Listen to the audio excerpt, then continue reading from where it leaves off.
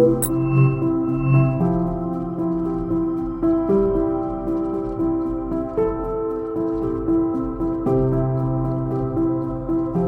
두 번째 스토리는요, 가정과 교육의 입장, 또 가정과 교사의 입장에서 미래를 준비하는 것에 무엇을 생각하고 또 무엇을 논의해야 되는지에 대한 내용입니다. 마지막에는 가정과 교육의 비전과 사명을 많이 부족하지만 한번 제시해 보도록 하겠습니다. 우리나라 국가교육과정에는 교육의 지향점을 알 수 있는 비전이 명시되어 있지 않죠. 오늘 보여드리는 두 사례가 뉴질랜드 교육과정에 제시된 비전 또 가치 이런 것이고요. 또 하나는 미국 가정학회에서 보여주는 가정학의 학문 체계에서의 어떻게 가치가 작용을 하고 있는가를 보여드리고자 합니다. 그래서 비전이라고 하면 우리가 어떤 이상적 가치를 지향하고 또 무엇을 목표로 하고 어떤 교육과정 관점에 기초해서 어떤 과정을 통해서 우리가 교육받은 사람의 어떤 특성을 기대하고 희망하는지 이렇게 보여주게 됩니다. 근데 저희 강연자들이 개인적인 숙고와 통찰만을 통해서 비전을 제시하는 것은 사실 저희 가치 지향점과 관점이 우리 모두와 동일하다고는 또 볼 수가 없기 때문에 우리 가정과 교육 분야에 임하는 모든 사람들이 함께 수기를 통해서 심도 있게 공감할 수 있는 비전을 제시하는 작업이 필요할 것 같습니다. 가치와 목표의 관련성을 일단 얘기하겠습니다. 아까 성열관 교수님도 가치에 대해서 굉장히 많이 미리 말씀해 주셔가지고 저희 또 간단히 넘어갈 수 있을 것 같습니다. 비전을 제시하는데 가치와 목표는 매우 핵심적인 부분이라고 할 수가 있겠죠.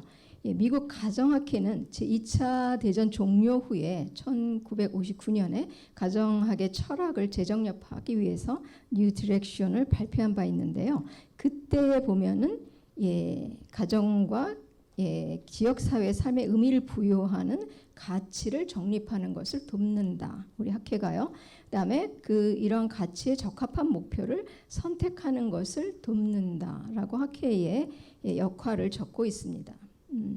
유명하신 그 이스트 교수님도 가정학과 같은 전문 분야, 순수 학문 분야가 아닌 이런 데서는 핵심적인 가치를 표현하는 것이 굉장히 중요하다고 얘기를 하고 있습니다.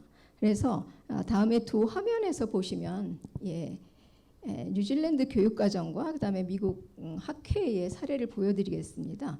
뉴질랜드 교육과정에서는 가치를 뭐라고 거기 명시하고 있냐면 to be encouraged, 그다음에 modeled and explored라고 되어 있어요. 그래서 그 가치가 무엇이 중요하고 바람직한 것인가에 대한 믿음인데 학생들이 이건 교육과정 문건에서 나온 것인데요.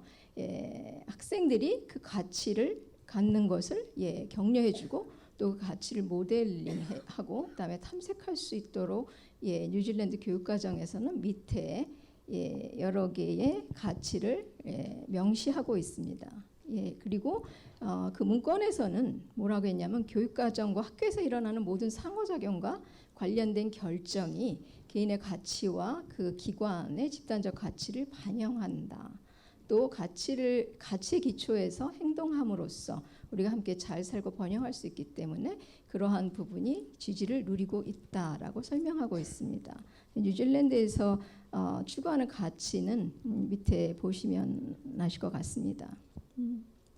그다음에 미국 가정학회의 홈페이지에 What We Are라는 섹션입니다. 거기에서는 What is Family and Consumer Science라는 문건을 올려놨는데요. 거기에서 보면 위에 가정학의 정의가 이 부분이 되어 있고 그다음에 맨 밑에는 가치가 제시되어 있습니다. 그다음에 학문 영역, 그다음에 어떤 실천의 장에서 우리가 할 것인가를 명시하고 있는데 미국 가정학회에서 제시한 가정학의 가치는 뭐냐면 가정학 전문가들이 연구, 교육, 기술을 통해서 사람들이 필수적 지능과 기능을 돕는데 무엇하기 위한 필수적 기능과 지식이냐면 보다 나은 삶을 이끌도록 일과 진로를 준비하도록 건강한 가정을 형성하도록 지역 사회에 의미 있는 기여를 하도록.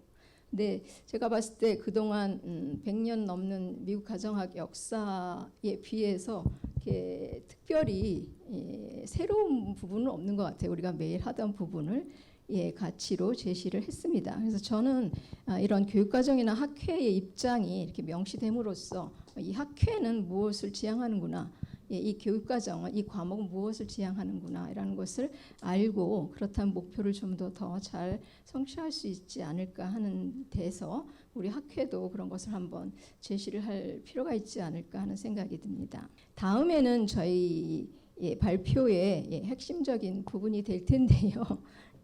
저희는 여기에 계신 많은 분들이 생각할 때 가정과 교육이 지향하는 가치는 굉장히 많을 수가 있죠. 그 중에서 저희가 4가지를 강연의 시간이나 뭐 이런 거에 맞춰서 일단 4가지를 제시를 했습니다.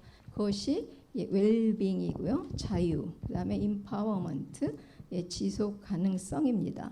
네, 이 부분을 발표한 데 있어서 들어보시면 웰빙은 자유와 임파워먼트에 관계되어 있고, 자유도 마찬가지로 그렇고 서로 굉장히 상호 관계를 맺고 있습니다. 그래도 그 각각에 대해서 한번 살펴보도록 하겠습니다. 여기에서 웰빙과 자유는 양지선 박사님이 다뤄주시겠고요. 저는 임파워먼트와 지속 가능성을 다루겠습니다. 사실 웰빙은 가장 좀 포괄적인 영역이라고 보실 수 있겠는데요. 지금 가정과 교육이 지향하는 목표와 가치 부분에서 웰빙은 지속적으로 가정학이 추구하는 가치로서 다뤄왔고, 그 부분들을 궁극적인 목표로서 가정학이 달성하고자 하는 목표로 구성을 하고 있습니다.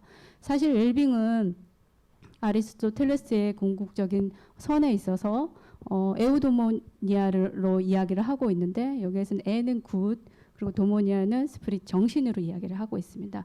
그래서 잘 살고 잘 행동하는 것에서 기원을 두고 있다고 보실 수 있습니다.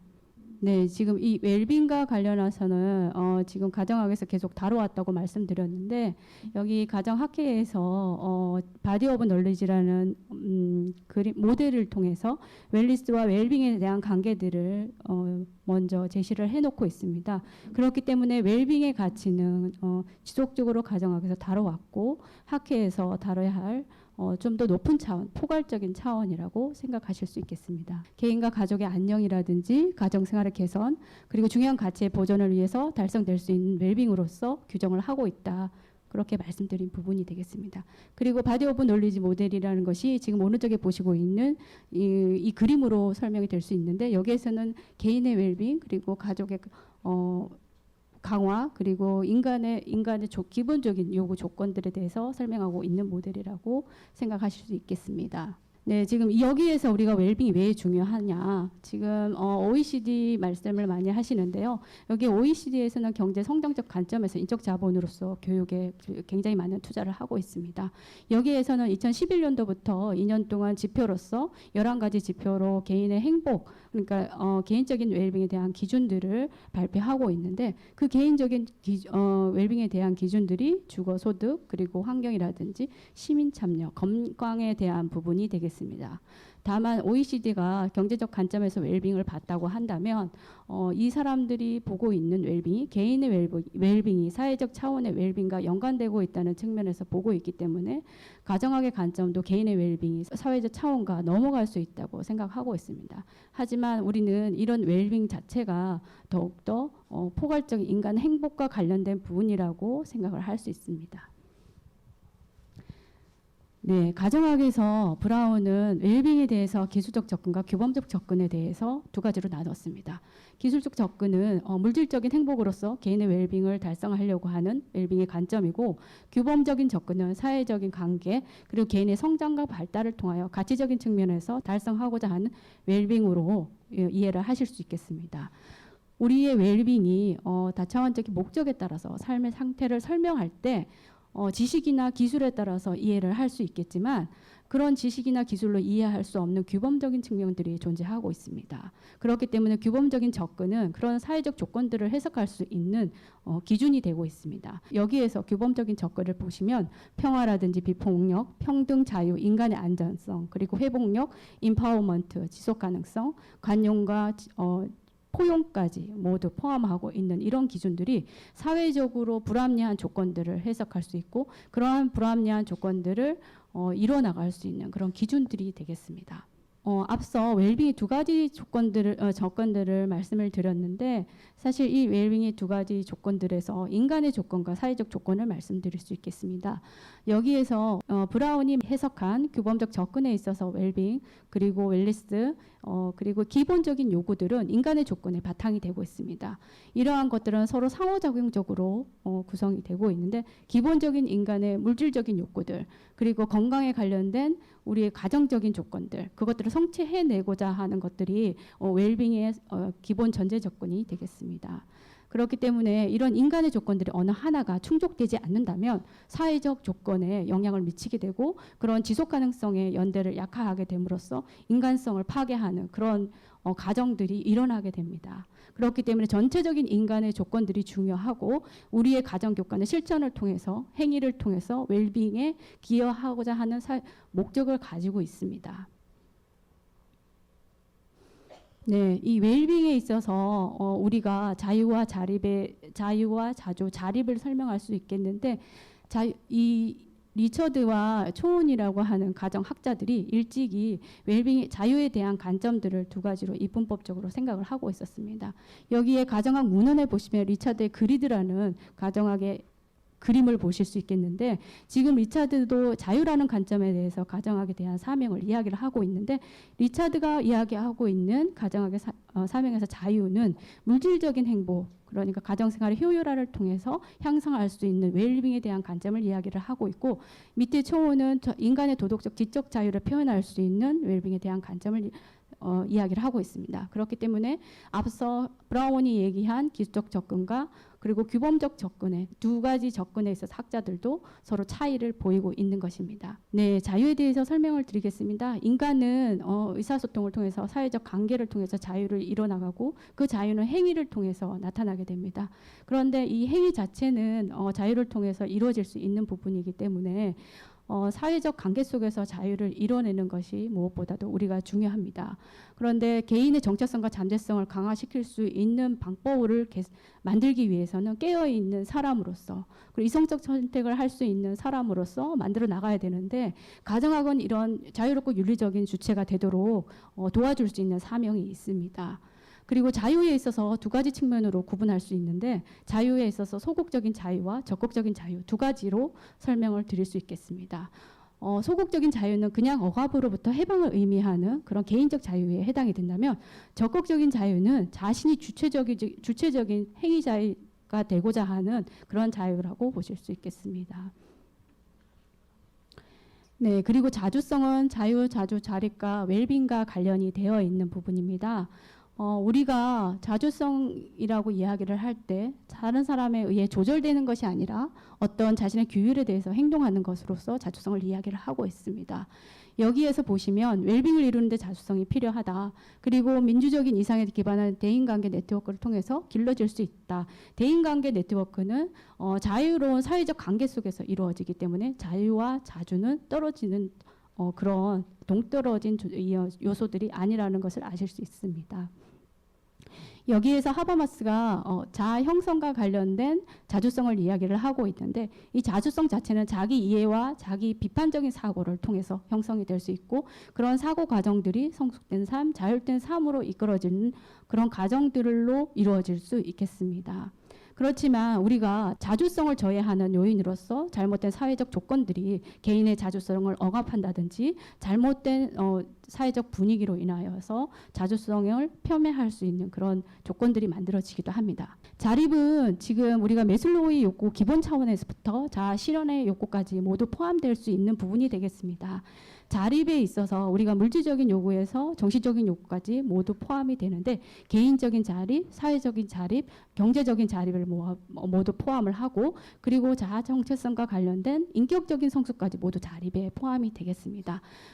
이 자립을 통해서 자기 정체성을 확립해 나가고 그리고 사회적 정체성을 확립해 나가게 되는데 이런 모든 부분들이 자립에 해당되는 부분이라고 보실 수 있겠습니다. 예, 임파워먼트는 여러분들이 너무나 잘 아시는데요. 일단 미국은 그 스카츠데일 미팅에서 empowering individual이라는 용어를 처음 이렇게 쓰면서 우리가 많이 사용하게 된 것 같습니다. 아까 말씀드린 것처럼 웰빙, 자유, 자주와 상호 관련이 있습니다. 그래서 볼딩 같은 경우는 empowerment가 인간의 자주성 또 공론 영역의 구축과 유지라는 두 연관된 개념으로 보고 있었습니다. 그래서 볼드윈은 계속해서 임파워먼트의 두 차원을 내적 제약으로부터의 자유, 그다음에 외부적 제약으로부터의 자유를 통해서 가질 수 있다고 생각했고, 특히 말씀해 주신 부분이 교육 과정을 통해서 어떻게 임파워먼트를 이룰 수 있을까 하는 것이거든요. 그래서 개인과 가족을 어떻게 봤냐면 웰빙을 위해서 사회적 변화를 이루기 위해 행동하는 주체로 봤습니다. 사회적으로 책임감 있는 시민으로 봤습니다. 그래서 가정과 교육은 지속적으로 학생과 교사가 가족과 사회 이슈에 대해서 반사스코적 비판적 대화에 참여함으로써 자주성을 개발시켜 줄 수 있다고 얘기를 하고 있습니다. 그리고 개인의 임파워먼트뿐만 아니라 콜렉티브 임파워먼트의 중요성도 강조를 하셨습니다. 그 다음에 저희는 이런 가치와 목표를 어떻게 이루고자 하는가 그 대상을 저는 여기에 생활 세계의 사적 영역, 개인과 가족과 같은 그 다음에 생활 세계 공론 영역, 그 다음에 생활세계와 체계의 관계의 부분까지 우리가 임파워먼트라든가 그 다음에 다른 가치들을 대상으로 해서 비전과 사명을 생각을 했습니다. 그 다음 섹션은요. 사실은 굉장히 여러분들이 관심 있어 할 부분이라고 생각을 하는데요. 미래 가정과 교사의 역량과 기여라는 부분입니다. 그래서 저희 팀에서 우리가 가정과의 어떤 특성을 가져야 되는가를 4가지로 얘기를 했습니다. 아까 탐구자 말씀해 주셨는데 탐구자로서의 교사, 임파워먼트를 길러가는, 그다음에 실천적 지혜를 길러가는, 그다음에 변혁의 주체로서의 교사를 생각을 했습니다. 그래서 전문성과 도덕성, 역량, 실천 능력을 모두 갖추는 것. 그다음에 오른쪽 그림은 가정학 리터러시가 소개된 부분이에요. 그거와 변혁적 역량을 갖추고 학생이 저 위에 있는 future ready student가 되도록 가르칠 수 있는 선생님이라고 생각하시면 되겠습니다.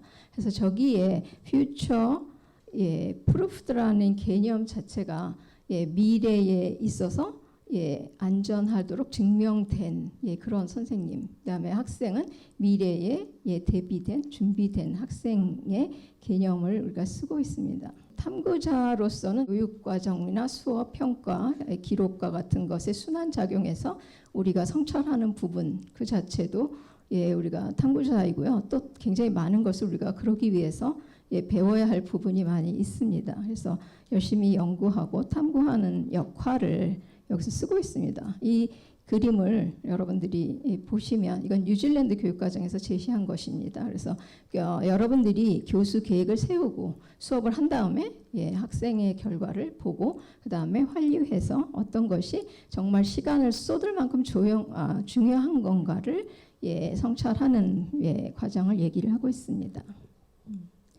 이거는 제가 아까 1, 2, 3, 4의 교사상에서 3가지 교사상을 한꺼번에 그림으로 표현했습니다. 왼쪽 편은 우리가 철학의 기초에서 교육과정을 개발할 수 있고 전문성이고 교수 역량이고요. 오른쪽은 실천적 지혜를 가진 교사.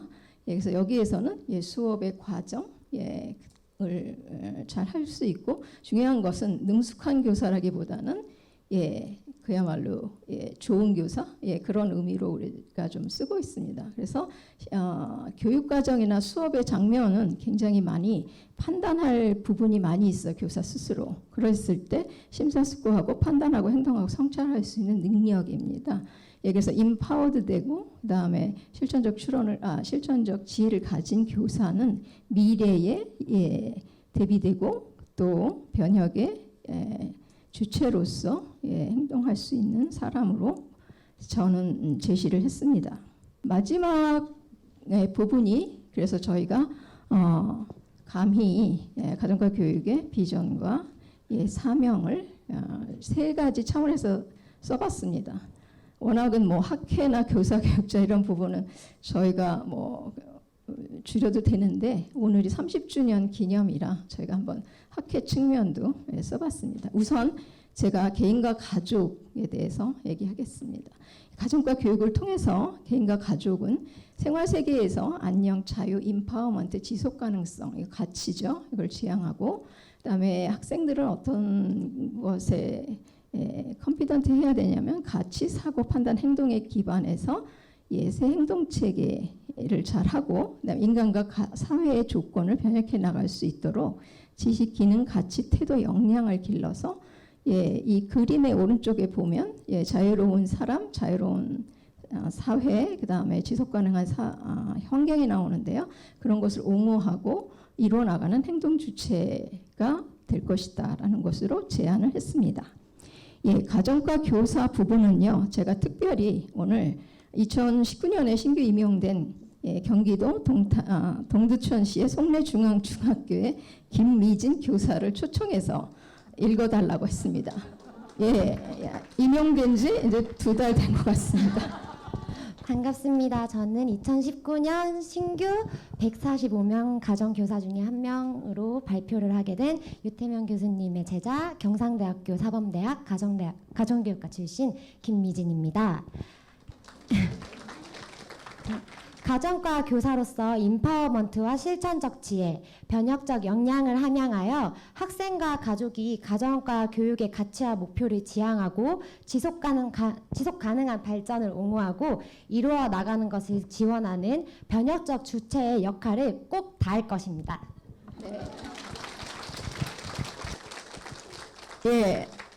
제가 초대를 잘한 것 같습니다. 마지막 문장은요. 저희 여기에 계신 450명인가요? 계신 회원들이 같이 한번 읽고 마지막 이 그림이 바로 그거를 나타내는 것이에요. 그래서 A 비전과 A 미션 더는 아닙니다. 그래서 마지막으로 다 같이 읽어주겠습니다. 제가 선창을 하겠습니다. 같이 읽어주세요. 한국 가정과 교육학회와 교사 교육자는 개인과 가족, 사회, 학회 회원이 미래를 이끌어가도록 Future Proofing the Profession 리더 역할을 다할 것이다. 감사합니다.